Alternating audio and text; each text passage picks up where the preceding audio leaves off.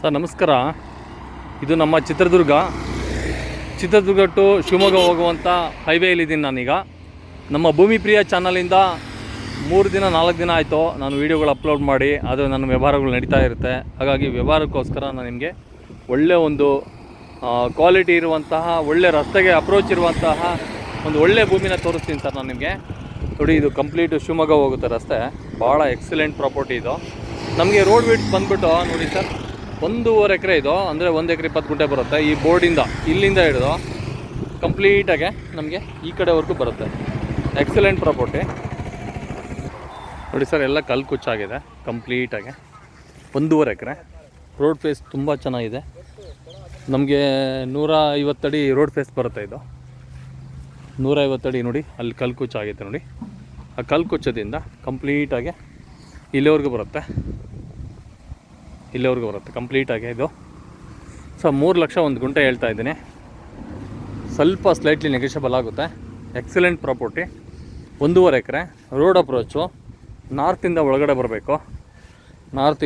ಬರಬೇಕು. ಚೌಕವಾಗಿದೆ ಭೂಮಿ. Excellent property. ಸ್ವಲ್ಪ ಇಲ್ಲಿ ರೆಸ್ಟೋರೆಂಟು ಈ ಥರ ಎಲ್ಲ ಮಾಡ್ಕೊಳೋರಿಗೆ ತುಂಬ ಚೆನ್ನಾಗಿರುತ್ತೆ. ಯಾಕಂದರೆ ಆಲ್ರೆಡಿ ತೆಂಗಿನ ಮರಗಳೆಲ್ಲ ಇದ್ದಾವೆ ಒಳಗಡೆ. ಈ ಥರ ಎಲ್ಲ ಒಳ್ಳೆ ನೇಚರ್ ಇದ್ಮೇಲೆ ನಿಮಗೆ ರೋಡು ನೋಡಿ ಕಂಪ್ಲೀಟಾಗಿ ರೋಡು. ಇದೆಲ್ಲ ರೋಡೆ. Excellent property. ಭೂಮಿ ಪ್ರಿಯ ಚಾನಲಿಂದ ಬೆಂಗಳೂರಿಂದ ಈ ಲ್ಯಾಂಡ್ಗೆ ಕೇವಲ 120 ಕಿಲೋಮೀಟ್ರ್ ಆಗುತ್ತೆ ರೋಡ್ ಅಪ್ರೋಚು.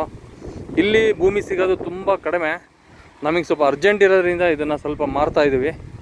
ತುಂಬ ಅಂದರೆ ತುಂಬ ಚೆನ್ನಾಗಿದೆ ಪ್ಲೇಸು. ರೆಡ್ ಸಾಯಿಲು ಲೆವೆಲ್ಲಾಗಿದೆ, ರೋಡ್ ಲೆವೆಲಲ್ಲಿ ತಗ್ಗಿಲ್ಲ ಭೂಮಿ. ಒಳ್ಳೆ ಪ್ರಾಪರ್ಟಿ.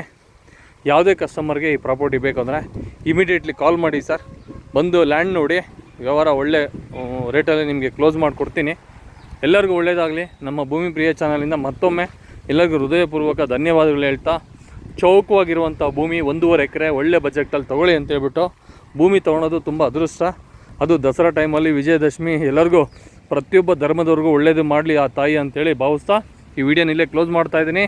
ಎಲ್ಲರಿಗೂ ಮತ್ತೊಮ್ಮೆ ನಮ್ಮ ಇಂಡಿಯಾ ಪಾಕಿಸ್ತಾನ ಏನು ಮ್ಯಾಚ್ ನಡೀತೋ, ನಮ್ಮ ಇಂಡಿಯಾ ವಿನ್ ಆಗಿದೆ. ಎಲ್ಲರಿಗೂ ಖುಷಿ ತರುವಂಥ ಸಂಗತಿ ಇದು. ಯಾಕಂದರೆ ಯಾವತ್ತೂ ವಿನ್ ಆಗಿರಬೇಕು. ನಾವು ಸೋಲು ಅನ್ನೋದು ಕಾಣಲೇಬಾರ್ದು.